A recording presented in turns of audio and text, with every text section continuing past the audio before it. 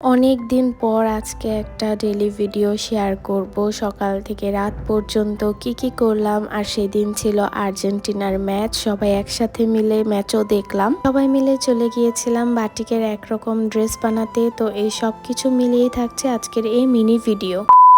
সকালবেলা ঘুম থেকে উঠে অনেক দিন পর এরকম একটা ওয়েদার দেখলাম। লাস্ট কয়েকদিন তো অনেক বৃষ্টি হচ্ছিল, আর এই দিনের আকাশটা অনেক বেশি সুন্দর ছিল।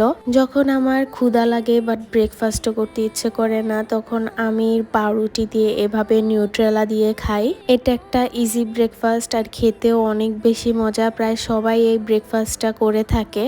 তারপর রান্নাঘরে গিয়ে দেখি আম্মু এদিকে গরুর মাংস রান্না করছিল। আর আম্মু যেদিন গরুর মাংস রান্না করে ওই দিন পুরাটা ঘর একদম গরুর মাংস গ্রানে ভরে যায়।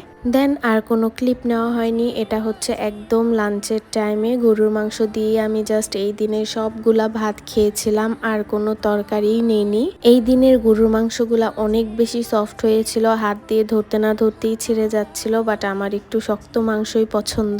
সকালে ওয়েদারটা একদম সানি ছিল, বাট বিকেলের দিকে হুট করে এত জোরে বাতাস ছাড়ে যে সাথে সাথে একদম বৃষ্টি শুরু হয়ে যায়। যখনই মাহিরা শুনে যে বৃষ্টি হচ্ছে, ও এভাবে হাত বাহিরে দিয়ে রাখে বৃষ্টি ধরার জন্য। পেঁয়াজ মরিচ দিয়ে এইদিকে চাল ভাজা মাখানো হয়েছিল, যেহেতু বাহিরে বৃষ্টি হচ্ছে তো এটাই খাচ্ছিলাম। আর দেন সন্ধ্যার দিকে আমরা সবাই চলে যাই আমাদের বাসার পাশে একটা কাপড়ের দোকান আছে ওই দিকে। এই দিক থেকে আমি এই নীল কালার বাটিকটা নিয়েছিলাম বাসায় পরার জন্য, কারণ বাসায় এগুলা পরলে অনেক বেশি আরাম লাগে।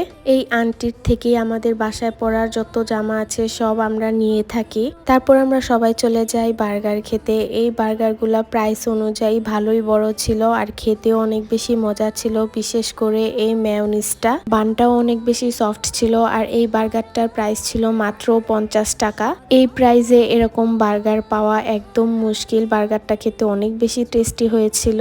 বাসায় এসে সবাই ফ্রেশ হই। দেন এইদিকে ওরা তিনজন আর্জেন্টিনার জার্সি পরা ছিল, যেহেতু এই দিন ছিল আর্জেন্টিনার ম্যাচ। আহাদ এইদিকে ঝাল কি যেন খেয়েছিল, যেই কারণে ও ভালো মতো পোস্টও দিতে পারছিল না। আর মাহিরাকে তো এই জার্সিতে অনেক বেশি কিউট লাগছিল।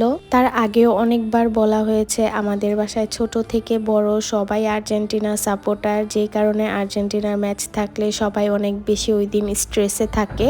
আর্জেন্টিনার সাথে এই দিন ইজিপ্টের খেলা ছিল, আর সবাই ভেবেছিল যে হয়তো আর্জেন্টিনাই ফার্স্ট গোলটা করবে, বাট এইদিকে ইজিপ্ট করেছিল। তখন সবার রিয়েকশন একদম দেখার মতো ছিল। লাস্টে আর্জেন্টিনা একদম সেই লেভেলের একটা কামব্যাক করে আর এই ম্যাচটা জিতে যায়। আহাদ মিহাদ তো এইদিকে একদম খুশিতে লাফালাফি করছিল। এই দিনের ম্যাচটা দেখে অনেক বেশি ভালো লাগছিল যে লাস্টে আর্জেন্টিনা একদম 3 গোলে জিতে গিয়েছিল। এইবারের ফিফাতে আমার আর্জেন্টিনার প্রত্যেকটা ম্যাচই দেখা হয়েছে, বাট ম্যাচ দেখতে গেলে কেন যেন স্ট্রেসটাই বেশি কাজ করে, বিশেষ করে আর্জেন্টিনার ম্যাচ থাকলে। ম্যাচ শেষ হতে হতে প্রায় অনেক বেশি রাত হয়ে যায়, তাই একটু ক্ষুধা লাগছিল। এই জন্য আমি এদিকে আম খাচ্ছিলাম। তো আজকের জন্য এতটুকুই। Thank you so much for watching.